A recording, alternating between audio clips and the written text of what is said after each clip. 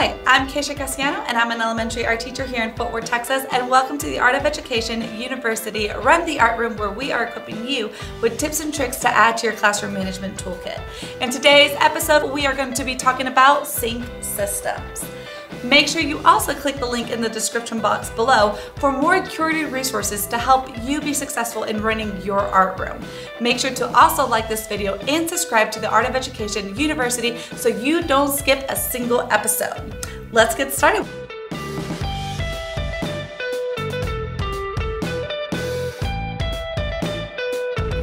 Something new I did this year was to color coordinate all of my brushes.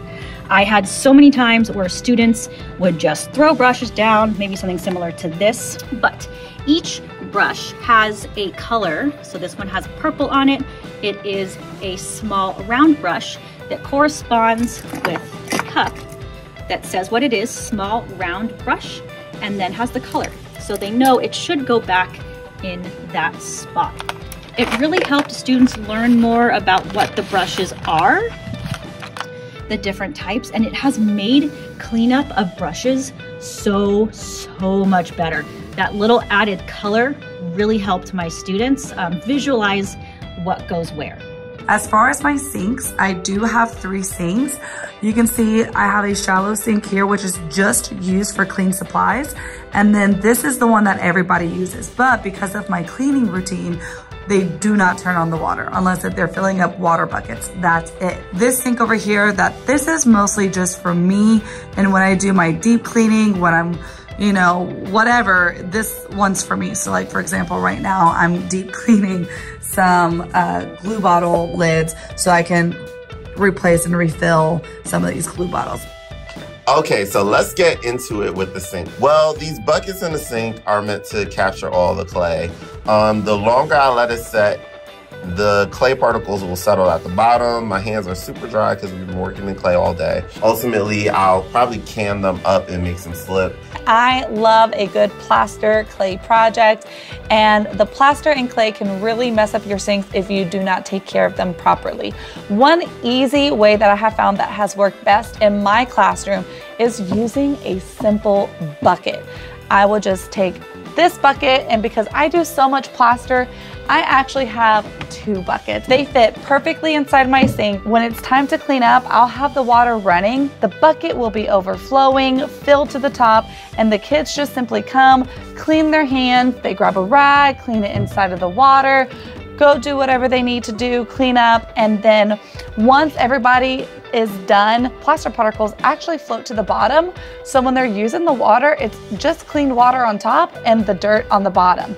So when the class is done, they'll leave. I'll let this sit for about 5 to 10 minutes. And then honestly, I will just let it pour out. And then when it gets close to the bottom, I stop and throw it away. This strainer, and what's great about this is that it expands to the size of your sink. I'll just take this, expand it, set it on top. All the particle of the plaster or clay is caught, and then I'll take this once it dries, wipe it down, and then I have a clean sink. Visuals are an extremely important and easy way to remind students how to do everything.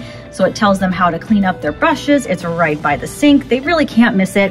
And 95% of the time, it really helps students remember how to put things back. My advanced class did a great job, but again, it really holds students accountable that this is their space, and I am here to facilitate and help, but they are in charge of the materials and their learning. Okay, so let's talk about cleanup, because my cleanup routine is absolutely perfect and I love it. It is so quick, so easy, so efficient, and I have my kids trained to clean up my room within 3 minutes. I don't care how messy, dirty my classroom gets, and I do a lot of plaster sculpture projects, and when they're working, the mess doesn't bother me. I don't care. Make it as messy as long as you're creating, having fun, totally cool. But when it's time to clean up, my kids know everything needs to go back to where it goes, So when it's time to clean up, I'll get up and I'll tell everybody, okay, it's time to clean up. Our projects go on the drying rack, and I'll remind the kids again where the supplies go. And then I have these blue rags. And what they do is that they grab one rag, they wipe their tables, and they don't throw these away. They're reusable, which is another, bonus. They put it back over here when they're done.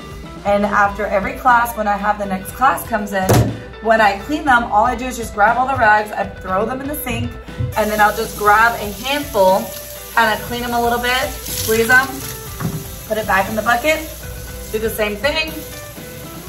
Just takes me about 20, 30 seconds to do and for each class. When they get really, really bad, I will either replace them or I'll just let them sit over the weekend with Dawn soap or some kind of like cleaning stuff in a bowl of water, let that sit over the weekend, and they are good as new again. What I'm doing, if I'm doing a lot of plaster, then they don't last that long. But for your daily like putting, gluing, painting stuff, these are amazing.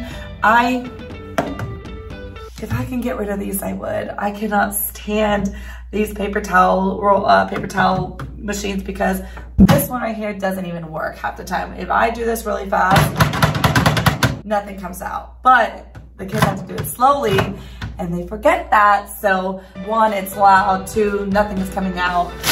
I don't want to be using so much paper towels, and with these, they are reusable and they're great because they also don't leave the water residue like what these also usually do. They're known to be like custodian rags.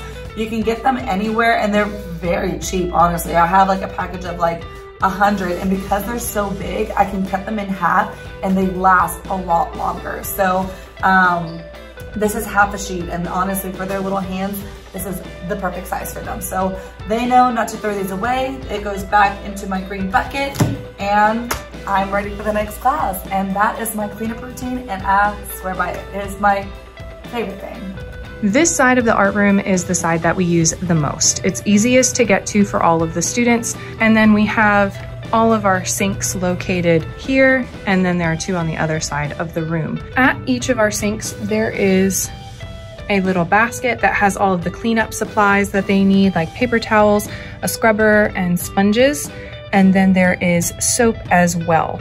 And then our district has provided us with these big bucket of wipes that is really, really helpful because it helps clean up the classroom a lot easier. Hey art teacher friends, that's a wrap on sink systems. If you have any additional tips on how you utilize your sinks in your classroom, we will love to continue the conversation in the comment section below. Be sure to follow us on our next episode where we are going to be discussing material prep and how we distribute and collect supplies. For more tips and tricks for art teachers by other art teachers, make sure you like and subscribe to the Art of Education University for more videos just like this. Until next time, bye!